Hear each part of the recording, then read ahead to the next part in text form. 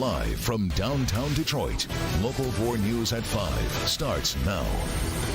The gas station clerk who shot a man over stolen potato chips appears in court.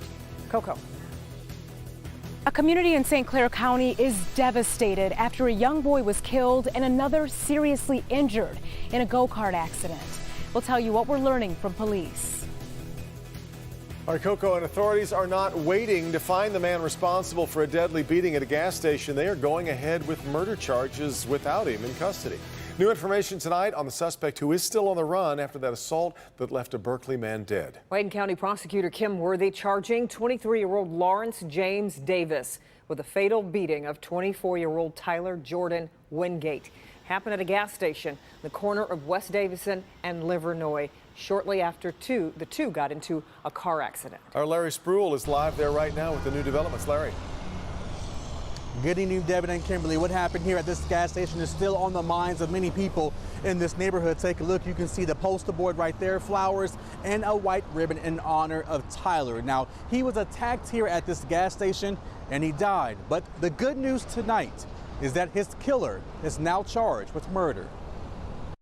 Pay close attention to your screen and this man. Do you know him? Friday night, 23-year-old Lawrence James Davis is charged with open murder for the death of 24-year-old Tyler Jordan Wingate.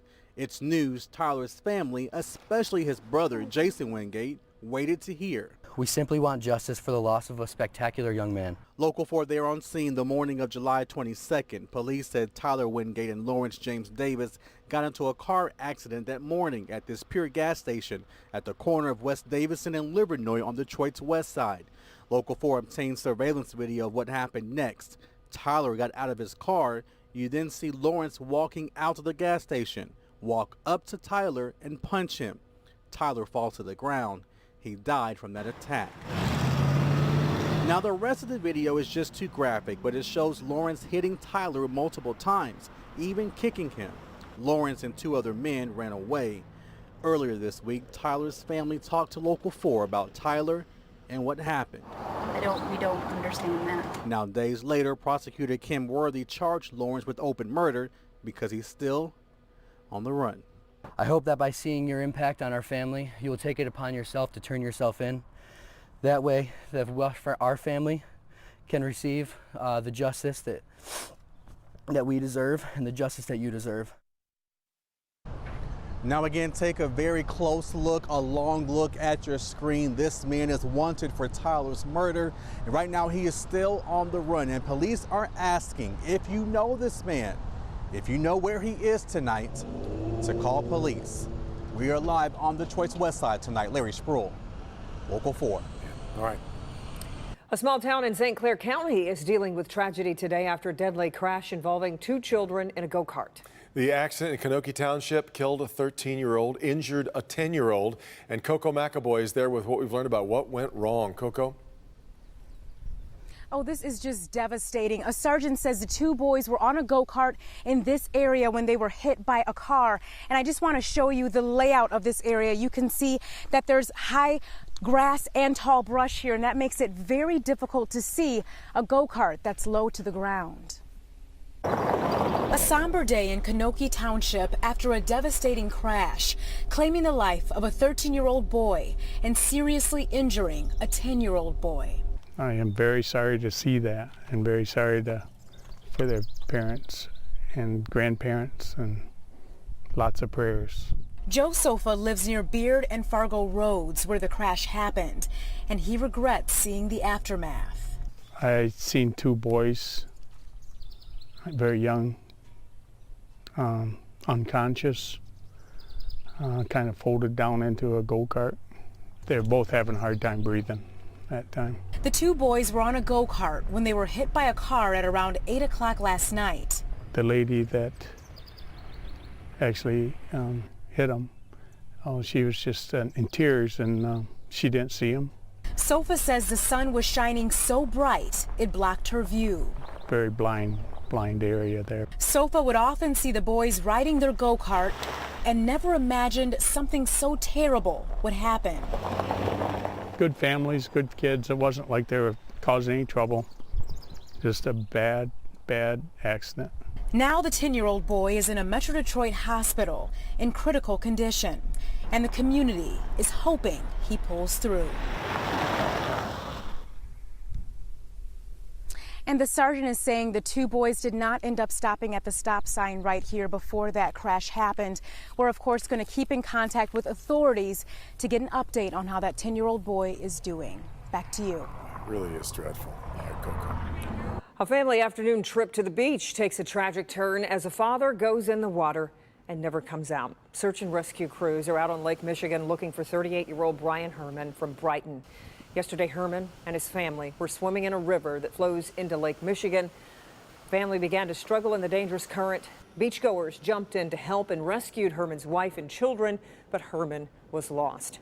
The beach has remained open, but sheriff's deputies have this warning. Enjoy the park, enjoy the beach, enjoy what Michigan has to offer, but you have to listen to the warnings. We had problems yesterday during the rescue efforts with people wanting to argue with our deputies about wanting to go in the water. And, you know, folks need to heed the warnings. Herman is the third swimmer to go missing in Lake Michigan near the Ludington area in the past 2 weeks. Those high water levels. Just in fact, we got a lot of beaches over there closed today because of the problems. Yeah, let's check in on Andrew to see how it's going. Certainly the humidity, we can feel a difference today. Yeah. That's right, and some of the warmth too. Temperatures right now mostly in the middle 80s, and it gets only more humid from here into the weekend, but we've got more sunshine on the way as well. But these temperatures right around where they normally are this time of year. 86, one of the warmer spots over in Lapeer. Howell, good afternoon. You've got 82 degrees at this hour. Sure, throw the Frisbee around. Just drink plenty of water over in Adrian with a temperature of 82. 81 for our friends and neighbors over in Grosse Ile. Looking live at downtown Detroit at the mighty Ambassador Bridge. It's 83 over at the airport. Sure, it's a little more muggy outside than yesterday, but the heat index temperature still one in the same. Winds out of the south at around 11 miles per hour. Still got that flood warning in Livingston County, so stay away from the Huron River. It's still riding high, unfortunately. As we go through the rest of our afternoon and into the evening, loads of sunshine, partly sunny, partly cloudy skies, still quite warm with middle and then low 80s by dinner time. Even higher temperatures this weekend, but any showers or storms? I've got the answer in your weather forecast coming up. All right, Andrew. Now to a Local 4 update. A gas station clerk has been charged in connection with a non-fatal shooting over stolen bags of chips. Safa Marzok is facing several charges, including 2 counts of assault with intent to murder. Marzok is accused of shooting Tavares Durham as he held the door for someone allegedly trying to steal potato chips. The suspect and the victim had been in a verbal argument before the shooting. Marzok, though, is expected back in court now coming up on August 8th. The bond for a Detroit woman who police say caused a crash that killed 2 people has increased now to $250,000. According to police, Markia Pitts was driving near East Outer Drive when she made an illegal turn and hit a black sedan. Pitts then allegedly sped away, drove through a stop sign at Franklin and Chalmers, and hit a blue sedan. The driver and front seat passenger in the sedan were both killed. A backseat passenger was seriously injured. Earlier today, hundreds of people gathered downtown to participate in the People's Convention March. Led by Detroit Action and the Center for Popular Democracy Network, the group marched down Woodward to the Spirit of Detroit Plaza, where a block party was held. At the block party, the network touched on issues ranging from climate change, fair housing, school safety, and health care. The 6 European countries that experienced record-setting heat yesterday will not be getting much of a break. Britain, France, Belgium, the Netherlands, Germany, Luxembourg all have issued alerts for high temperatures. While some people looked for relief in pools or water sprays, most people retreat to the shade. Water levels have been so low that river cruises are having to bus passengers around certain areas, and all that heat is headed north, which is bad news for Greenland. This will result in high temperatures and consequently enhanced melting of the Greenland ice sheet. Yeah, so one Danish scientist said Greenland's ice has started to melt more rapidly than usual over the past few weeks. Yeah. Usually Europe in the summer sounds like a great place to be. That's right. I don't know about right now. And a lot of houses there, I understand, don't have air conditioning Exactly. too. So, Yeah. Well, this is going to be one of those weekends when construction closures surprise some people across southeast Michigan. Take a look at closures that are just about everywhere. M59, I-75, M5, commonly known as Grand River. Kim DeGiulio with what we need to know before we go anywhere this weekend.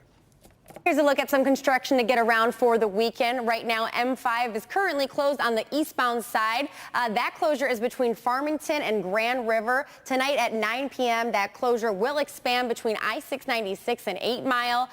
This will wrap up Monday at 5 a.m., so in the meantime, you can use 8 Mile as an alternate route. We also have construction over on the eastbound lanes of I-94. Between I-96 and Connor, this will close at 9 p.m., and it's going to remain that way until 4 p.m. on Saturday.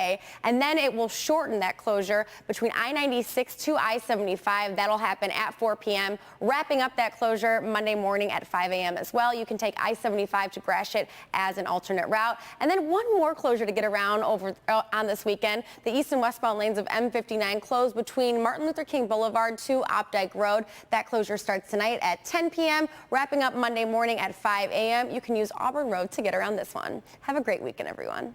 Okay, Kim.